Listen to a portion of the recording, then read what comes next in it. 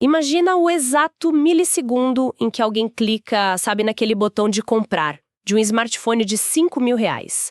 A expectativa geral é de que ocorreu um processo super lógico ali. Sim, uma verdadeira engenharia mental, né?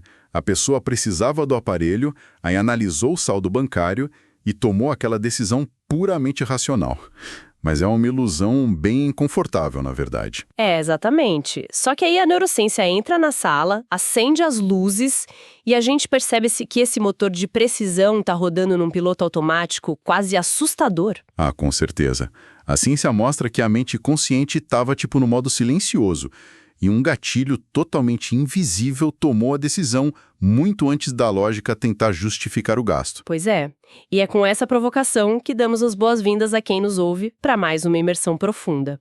A nossa análise de hoje vai desbravar justamente essas forças ocultas. E olha, as contas que temos na mesa hoje estão fantásticas, viu? Temos um trabalho de conclusão de curso da UFSC sobre neuromarketing, artigos da revista Exame e até estudos de psicologia do Correio Brasiliense. Nossa, sim. E ainda tem as táticas de palco do Steve Jobs, os segredos do marketing de luxo impenetrável e as estratégias maquiavélicas de poder. A grande missão do nosso estudo de hoje é desvendar essa ciência dos gatilhos. Exato. Separar a influência real da pura manipulação. Isso serve para que a nossa audiência entenda os bastidores do próprio cérebro na hora de tomar decisões. Ok, vamos desempacotar isso então. Antes de olhar para o mercado, por que a mente humana é tão absurdamente vulnerável à influência? Parece até uma falha de sistema, sabe? Bom, a biologia explica isso. O cérebro gasta muita energia. Então, para não entrar em colapso processando cada mínima escolha diária, ele busca atalhos cognitivos o tempo todo. Mas o estudo do Correio Brasiliense fala do perigo de usar esses atalhos para medir o próprio valor com base na aprovação externa, né? Isso gera um ciclo bem nocivo. Sim, a busca por validação externa simplesmente sequestra o sistema de recompensa. Gera picos de dopamina que evaporam muito rápido, e isso exige doses cada vez maiores de aplausos digitais. Isso causa uma ansiedade crônica brutal, sinais como dificuldade de dizer não, mudança de opinião para evitar conflito, aquela necessidade constante de postar cada pequena conquista. O que é fascinante aqui é que o estudo conclui que indivíduos com mais autonomia emocional têm bem menos estresse. Eles não dependem dessa validação. Isso me lembra a visão do Caio Carneiro na Exame. Ele diz que persuasão é como um bisturi. Na mão do médico, salva vidas. Na mão do criminoso, vira uma arma. É uma analogia perfeita. A ferramenta em si não tem interesses próprios. A persuasão legítima influencia alguém a agir a favor do próprio influenciado, entregando um benefício real. Enquanto a manipulação induz a algo que só favorece o manipulador. Mas até que ponto as empresas se importam com o benefício de quem compra, em vez de só usarem o bisturi para cortar a carteira do cliente? Olha, isso levanta uma questão importante sobre o nosso ecossistema atual. Ele está absurdamente saturado. Isso se conecta com o artigo do professor Fernando Ontório Gonçalves. Ah, sim. O texto em que ele diz que vivemos na era das pulhas, certo? É uma definição pesada, mas ele fala dessa época infestada de embromações e discursos hipócritas. Pois é. Ele até brinca que se Napoleão Bonaparte reencarnasse hoje, não conseguiria liderar ninguém.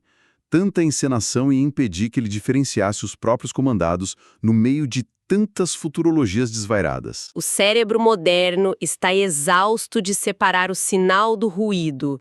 E é justamente aí que o neuromarketing deita e rola, não é? Com certeza. Quando a mente consciente desiste por cansaço, o subconsciente assume o volante de vez. Aqui é onde a coisa fica realmente interessante. O estudo da UFSC, da Amanda Souza e do Tomás Rodrigues, traz um dado assustador.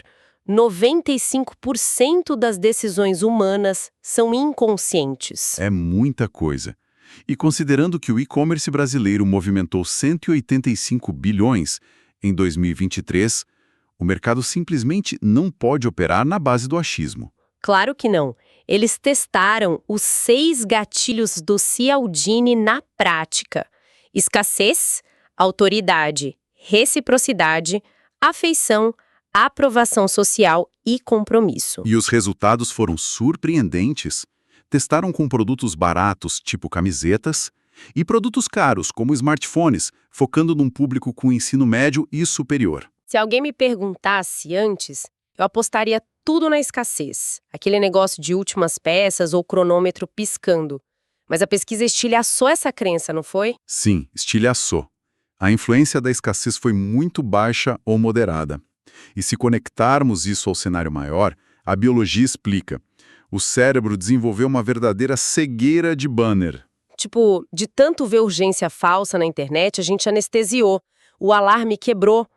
Mas então, qual foi o gatilho campeão de conversão? Foi a reciprocidade disparado.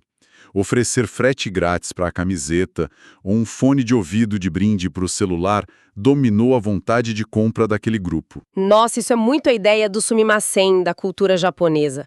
Aquela sensação de que o favor não vai acabar. Receber um brinde cria uma dívida social no subconsciente. Exatamente. Pensa nisso como um cavalo de Troia psicológico. O ser humano primitivo quer sentir que ganhou um presente. Para o nosso cérebro tribal, carregar uma dívida social soa como um risco de ser expulso da tribo. E a pessoa paga a dívida fechando a compra. O que me chamou a atenção também foi o fracasso da autoridade.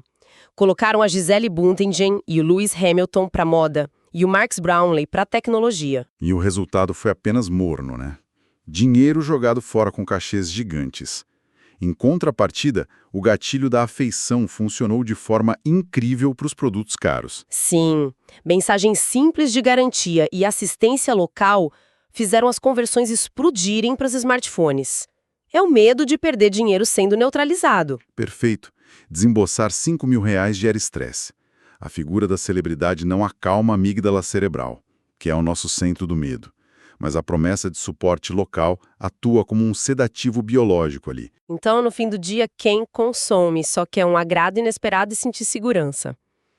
Mas vamos elevar o nível agora. Vamos lá. O estudo provou que escassez artificial com letreiros vermelhos não funciona bem para itens comuns. Mas e quando a escassez passa a ser a fundação do negócio? O material do Lau Simões entra no impenetrável marketing de luxo.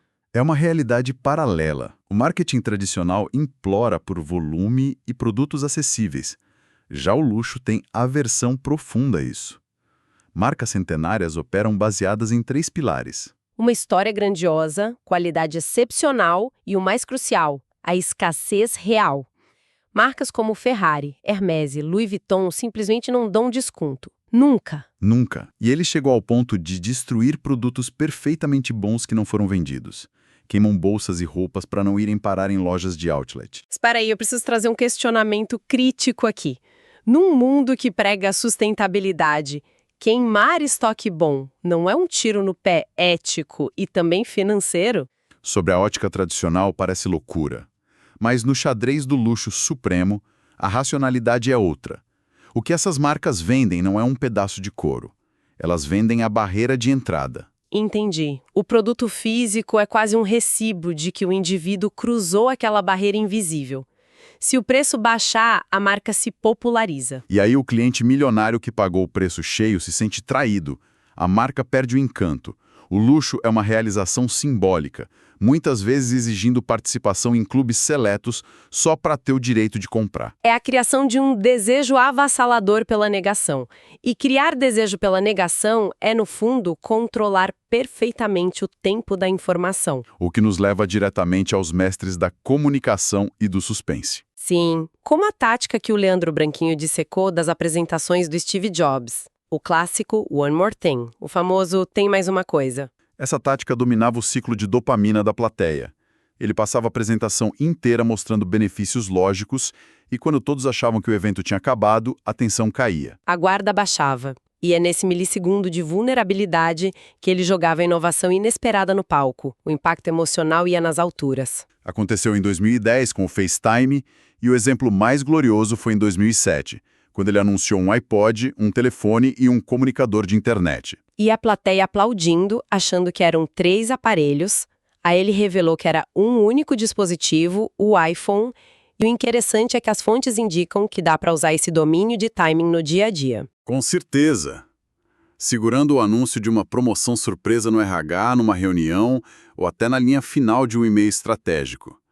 Esse princípio de reter a informação dialoga muito com o poder. Diretamente com a Lei 8 das 48 Leis do Poder.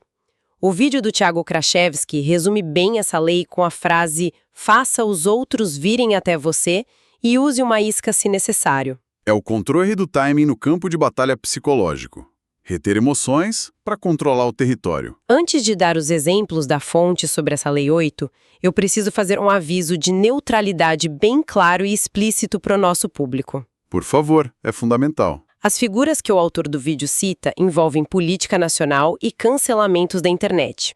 O nosso programa não toma nenhum partido, não avalia mandatos e não endossa visões de direita, esquerda ou influenciadores. De forma alguma. A ideia é apenas observar estritamente as manobras táticas descritas pela fonte, como um jogo de xadrez emocional. Feito esse disclaimer vital, vamos lá. A análise do vídeo aponta o caso do ex-presidente Bolsonaro como um erro na execução dessa lei.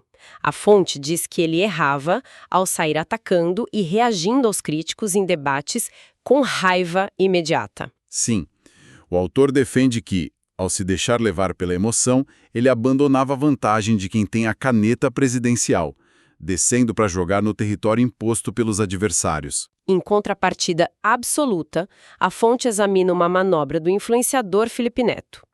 Ele apanhou calado de podcasts como o do Monark por um longo tempo. Nenhuma reação impulsiva. E aí, muito tempo depois, quando o oponente sofreu um cancelamento gigantesco e internacional, surgiu a oportunidade cirúrgica. Exato.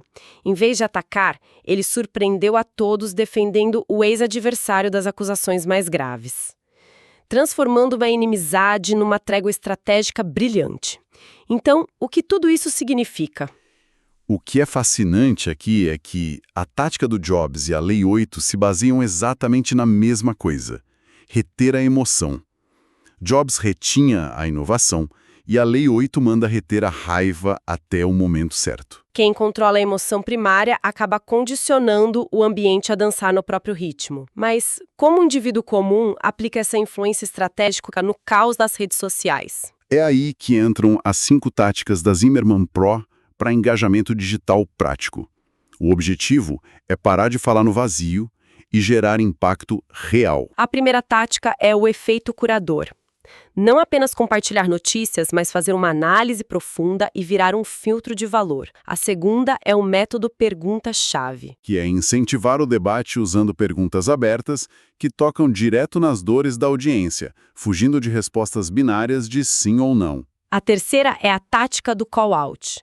Citar especialistas de forma estratégica nas discussões para se posicionar como um conector do setor. E temos o conteúdo espelhado. O conteúdo espelhado é transformar um comentário seu que bombou em outra página e reciclar essa prova social, transformando num post completo seu. E a cereja do bolo é a quinta tática, o efeito sombra, que é interagir e fazer comentários de muito valor nos posts de influenciadores gigantes do seu nicho. Poucos minutos antes de soltar a sua própria postagem. É a analogia de ir numa festa badalada, fazer um comentário genial na roda mais animada e logo depois avisar a todos que a sua própria festa está começando na casa ao lado. Puxando aquele tráfego super quente para a própria conta. O padrão que une todas essas dinâmicas é o abandono total da passividade.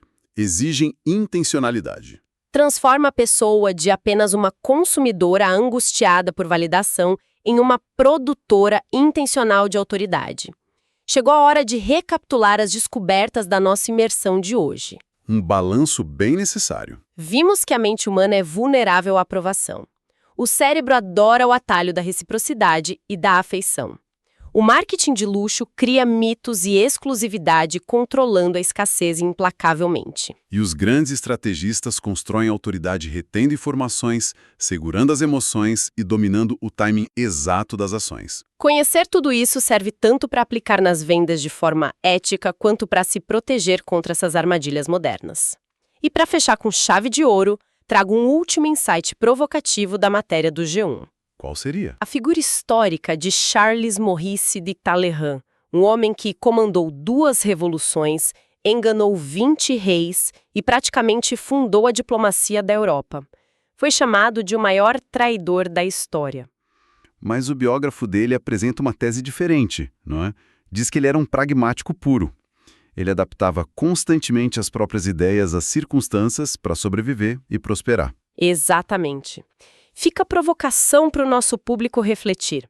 Seja usando gatilhos mentais no comércio digital, lançando One More Thing ou aplicando o efeito sombra nas redes. Nós não estaríamos apenas digitalizando a essência de Talheirão hoje? Num mundo que muda numa velocidade tão assustadora, será que o sucesso final pertence aos ideologistas muito rígidos ou será que pertence àqueles que entendem profundamente a mente humana e se moldam de forma implacável às circunstâncias? A mente é cheia de águas turvas. Talvez a sacada seja parar de lutar contra a correnteza e aprender a construir o próprio barco. É uma ótima maneira de ver. Um agradecimento imenso pela companhia de todos em mais esta análise profunda. Mantenham a curiosidade e até o próximo encontro.